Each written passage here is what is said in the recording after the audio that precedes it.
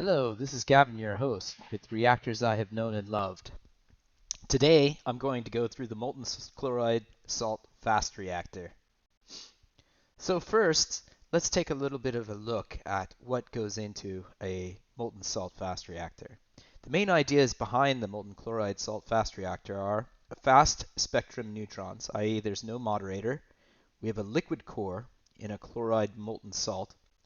And the liquid core is also the coolant. So the first loop of the coolant is actually going to be the core itself. And then we'll have a heat exchanger to a secondary cooling system. The secondary cooling system is in most designs going to be either a molten salt or in some designs they use lead.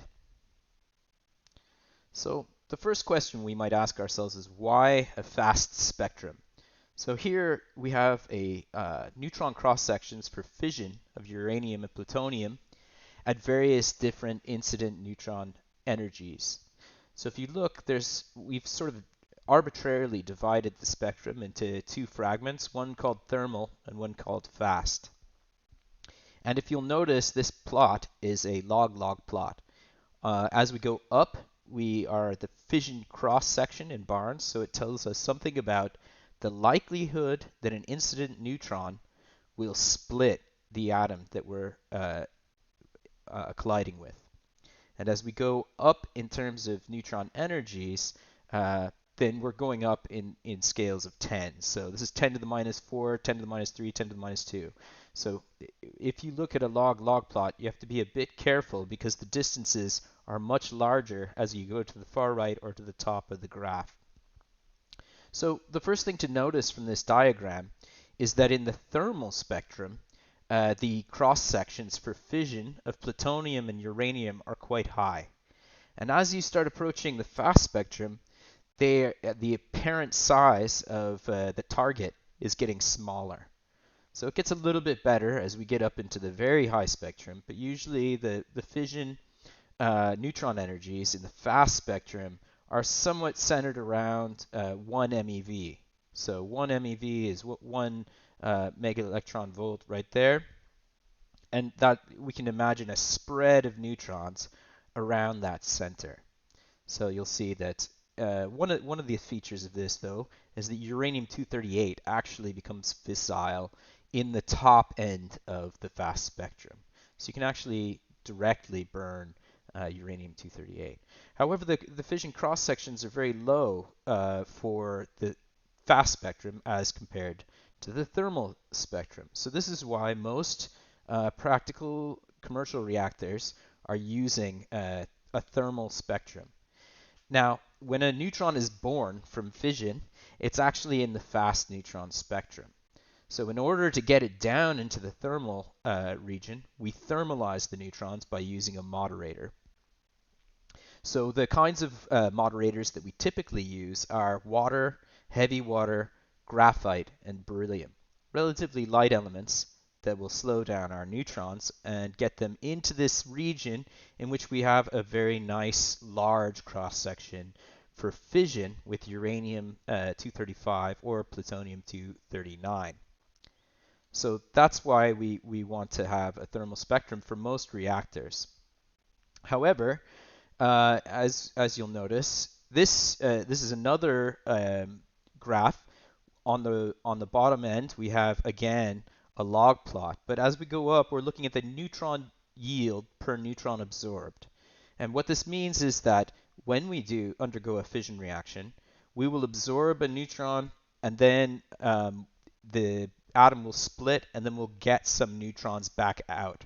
And so the whole process of maintaining criticality is based on the idea that we get as many neutrons back as we put in. Now, as you get this number higher, then you have sort of a higher neutron efficiency. That means you can do other things with it. So, for instance, you can breed new fuels. And if you'll notice here, in the thermal spectrum, the neutron yield per neutron absorbed for uranium-235 and for plutonium is quite low. So we're not getting very many neutrons. Now, in order to maintain fission, we just need something above 1. We're going to have some neutronic losses because of things will leak out, and we'll also have absorption by fission products, and other kinds of things will happen. So we need to have higher than 1, presumably, in order to, we need to have at least 1 in order to get criticality, but in practice, you're going to need much more than that. And you'll see that about 1.5 is kind of typical average for uranium-235 and uranium-239 in the thermal spectrum.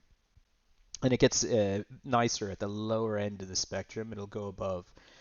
But then there's also uranium-233, which is kind of unusual because it's above 2 in the thermal spectrum. So it's actually a very nice, you have a very high neutron economy with uranium-233 in the thermal spectrum. But then if you look at the tail of this graph, as we get up to 1 MeV, we start getting enormous numbers of neutrons from plutonium especially, but also from uranium-233 and uranium-235. They all start looking really quite nice in the fast spectrum, but especially plutonium. You get a lot of neutrons.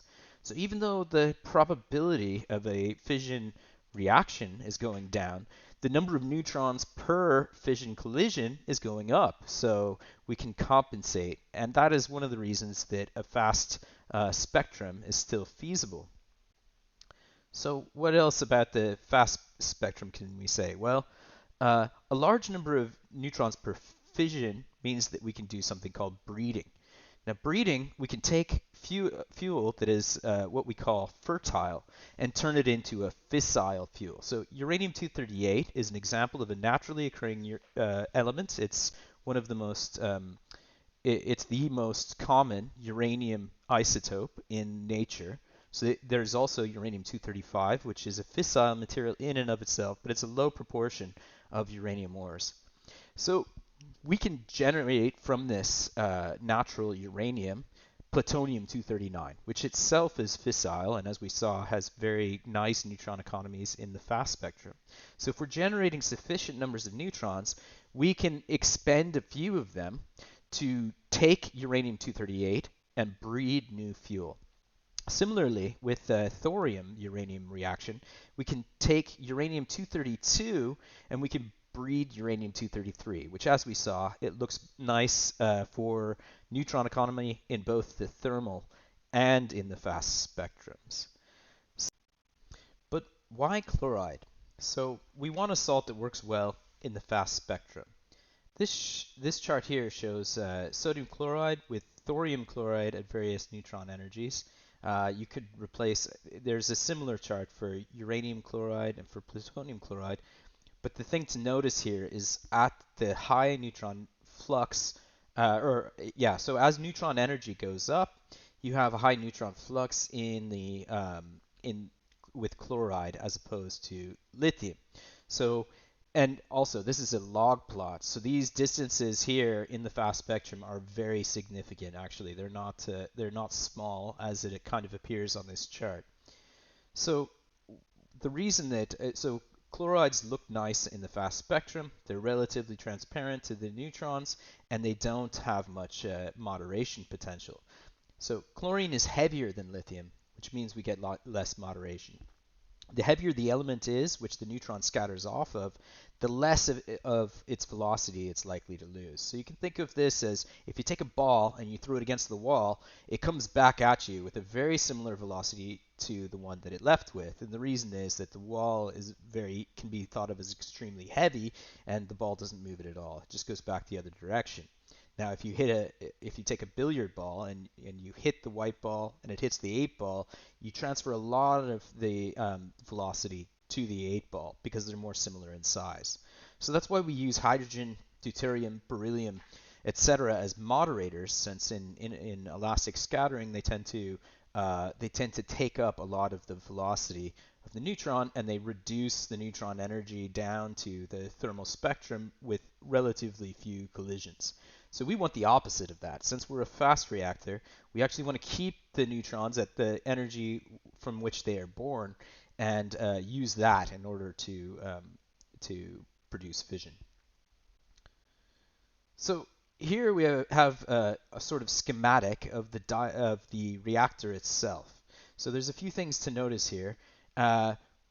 We have no moderator, so that simplifies design considerations. We don't have to place it anywhere in the reactor, and we don't have to worry about the lifespan of the moderator, which actually can be fairly tricky with graphites and such.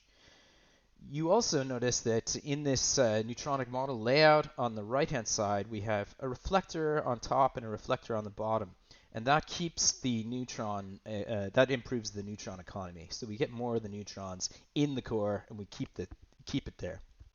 We also have fertile blankets in a ring around the reactor core that are absorbing neutrons. So we have a relatively high uh, number of neutrons produced in fission in the fast spectrum, and we're going to use that to absorb it in some kind of fertile blanket. So either thorium or uranium-238 as a fertile blanket.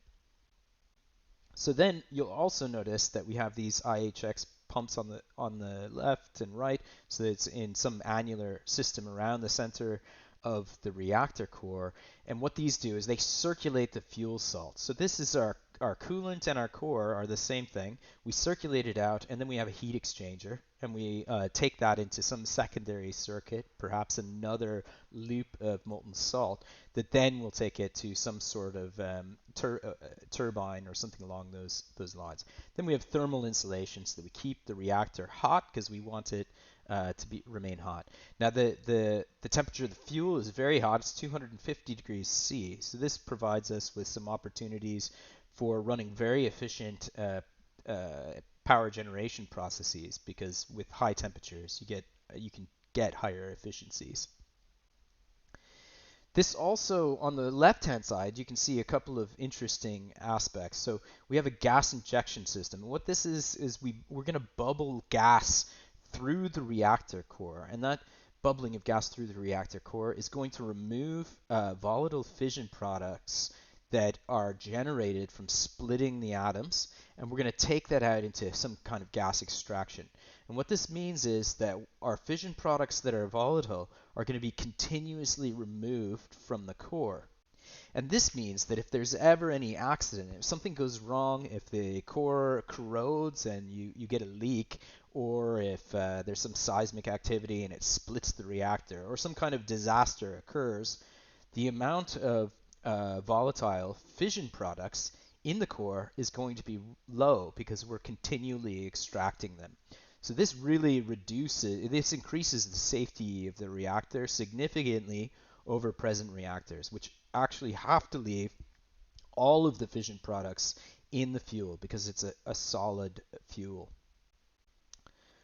Having a liquid core with the molten salt also has another significant advantage, and that's that molten salts demonstrate strongly negative temperature coefficients of reactivity. So what does this mean?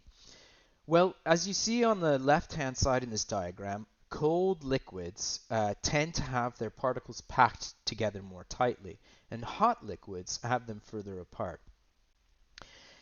In our core, as the molecules cool, they get closer together. As they get closer together, this increases the density of the fuel, the density of the neutron flux, and the density of the fissile targets, and the reactor will tend towards becoming supercritical. As this happens, the criticality will cause more fission, and that fission will release thermal energy, which will heat the salt, and the salt will then heat up, the molecules will tend to get further apart, and this will reduce the neutron flux until we go subcritical. So this process allows the reactor to equilibrate itself automatically. So we will have a tendency to go back and forth around criticality as a central line, and we'll oscillate around that line. So this gives us some intrinsic safety. Reactor control is being assisted directly by the fluid, and we don't have to worry as much detail about tuning the reactor for criticality. Now there's other factors that are involved here. We need some kind of dampening. We can't have this oscillating wildly around criticality, but we do want, if we can damp it sufficiently, then we can change the reactor temperature automatically through fission, and this will keep us from going out of control, having sort of meltdown situations. All of these things don't have to be controlled by an external control factor. It's built into the reactor itself. Now this high negative temperature coefficient of reactivity, it's extremely high for a molten salt compared to many of the ones that are practically used in reactors today. Uh, However, it also gives us another benefit, which is really quite surprising. That's load following. So as we draw more heat from the reactor core, as we circulate the reactor core through more rapidly and draw more heat out of it into the secondary coolant system, what will happen is we will cause the density of the reactor core to increase, and we will burn the fuel at a faster rate.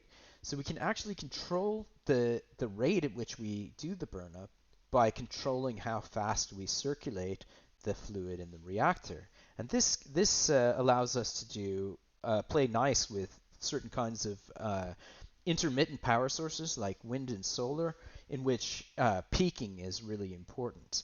And the bounds on this appear, from theoretical considerations, to be much, much higher for a molten salt reactor than the kind of load following that's possible with a solid core reactor. So you can do load following in a pressurized water reactor. The French actually do it, and you get pretty large percentage changes in the total output of the reactor. But here you'd be doing it without having to worry about stressing the fuel, and you could potentially do it with much larger bounds on the amount of output change in the reactor and the timescales over which you do that change. Now there are considerations around transients, fluctuations, all kinds of things that can happen when you start changing the rate at which fission happens in the reactor. And you'd have to be careful. You'd have to model all these out and see practically what is possible. But this theoretically, it looks quite promising. So then one other factor that really drives the design of a fast reactor as a benefit over current thermal reactors is this chart here. So we have incident neutron energy at the bottom here. Again, we're sort of this graph is centered around 1 MeV. And 1 MeV, again, this is the fast spectrum here, and the between 0.5 and somewhere around this region here. And in this region, the fission cross sections for neptunium, curium, and americium and plutonium-240 all look pretty nice. So what does this mean? This means we have the possibility of burning these transuranics. Now these transuranics are generated in light water reactors, pressurized water reactors, heavy water reactors. All of these generate these because uranium-238 absorbs neutrons and then starts working up this chain into the transuranics as we're running the reactor. In the fast spectrum, these byproducts, these wastes, can start becoming fuel. Now, these are particularly nasty wastes because they're very long-lived, so being able to use them as fuel is very attractive. So we could potentially use the molten chloride salt fast reactor as a waste burner, and we can burn up the current stockpiles of spent fuel from uranium uranium reactors that we already have. So here is a graph of the sort of transitions that are possible between the various elements. So you can see what happens here. You'll get some neutron absorption. It takes you up a level in terms of isotope, and then you'll have some decay process that takes you down. So the generation of uranium-233 from thorium is actually absorption of a neutron to uranium-233, and then a loss to protactinium of so beta decay to protactinium, and then another one down to uranium-233. And this process has a half-life of around a month or so. Then once you're at uranium-233, in order to go back up the chain, you need to absorb quite a number of neutrons before you start getting into the transuranic elements. So this is interesting because it means that thorium, the main interest in thorium isn't just because it's more prevalent than uranium, as some people say. It's because the waste profile of generation of transuranics is going to be a lot lower because the probability of a large neutron absorption chain to get all the way up here to say plutonium-239 is a much lower probability than it is with mixed uranium-235 and uranium-238. You can see immediately with uranium-238 you're already starting to generate plutonium, and then plutonium-239 has a non-negligible cross-section for walking up this chain up into americium, then to curium, etc. So one of the other main features that presents itself for the molten salt fast reactor is that you can have continuous reprocessing. So if you look at this, this is a design for what they wanted to have for the sodium-cooled fast reactor, which is a liquid metal-cooled fast reactor with a solid core design. But all of the process for extracting the byproducts, extracting fission products, and then taking out all of the various actinides, etc., the transuranics, uranium, etc., happens through a process of melting it into a molten salt. So with a molten salt core reactor, you get to skip a lot of this process, and you're always already in the fluid that you would work with in order to do electro refining and electro winning. And so that can potentially offer a lot of advantages in terms of using the fast spectrum as a burner breeder to burn up current waste, fuel, current spent fuel waste, and for continuously running the reactor in a breeder burner design where you're putting or adding in new uranium-238 or new thorium as your fertile fuel into the breeding blanket, and then creating fissile loads. And because of the breeding ratios being relatively high in this, at least theoretically, we would be able to start new reactors from the fissile load that we generate if we tune it towards the breed scenario as opposed to the burn scenario. Okay, so finally, let's talk a little bit about safety of the reactor. So the previous diagrams were only looking at the core of the reactor itself. And here in the center of this diagram, we have the core of the reactor. Inside of this fuel casing, that's the critical area. We show the pictures of the bubble gas treatment, which we've already talked about some of the safety advantages of that, removing volatiles such as iodine-131 and cesium-137 from the core as we go, continually bubbling them out. But we also have this fuel casing under a critical area. So what does this do? Well, there's a possibility if there's some kind of if we lose power, like the scenario that happened at Fukushima, what happens is the core will actually drain out into a fuel casing under critical. In this under critical area, we might have a salt that we dilute the core salt into. And we also will have a pool surrounding it, a heat bath. And the heat bath will draw heat that's generated from the fission products undergoing radioactive decay. So as even after the core has shut off completely, we'll still be generating significant amount of heat energy from radioactive decay of some of the fission products. So we have to somehow leach that heat out so that we don't get too hot and actually cause melting of the encasement here. So we do that with a pool, and there's a dilution salt layer that's below that as well for safety purposes. Now you'll notice that the reactor walls are relatively small compared to a reactor wall on a pressurized water reactor. Now the reason for this is that nothing here is under pressure. So everything is operating at essentially atmospheric pressure. That means that there's no possibilities of the kinds of explosions that we saw in Fukushima. And this represents loads of advantages because it's really when you have an explosion, you can get volatility of all sorts of products. Things can fly all over the place. And you have to have extremely strong, thick walls as protection around your nuclear reactor if you are operating at pressure. With an atmospheric pressure, there's much less danger in any sort of accident type scenario. So finally, I just wanted to look at the kinds of output that we have from this reactor in different regimes. So on the left-hand side here, you can see the time in years as we're running the reactor and the mass in grams of various different byproducts.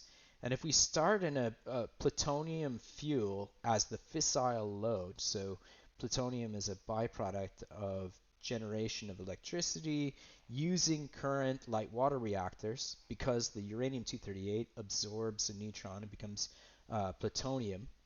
We can use that plutonium as the starting fissile fuel for one of these molten salt fast reactors. And then we can use thorium as a breeding fuel. And we can also load it up with various types of transuranic elements like neptunium, americium, and cesium, and we'll actually burn these over time. So we get a reduction of the volumes in kilograms over some number of years. Now, as you're operating it in one of these fast reactors, there is an equilibrium level of neptunium, americium, curium, etc. that you will generate. But you can always just recycle it into the reactor. So we don't actually have to generate these as wastes ever. We can just keep putting them back into the reactor over time. Now at decommissioning, you'd have to do something with these, but presumably at decommissioning, you would simply move the materials to a new fast reactor and use them as in the starter fissile load for the new fast reactor. And if we carefully tune the breeding versus burn ratios, we can either scale up new reactors and get new reactors online, or if we eventually reach an equilibrium state, we just set it to a sort of burning regime where we just try to burn as much as possible and don't worry about breeding new fuels for further reactors.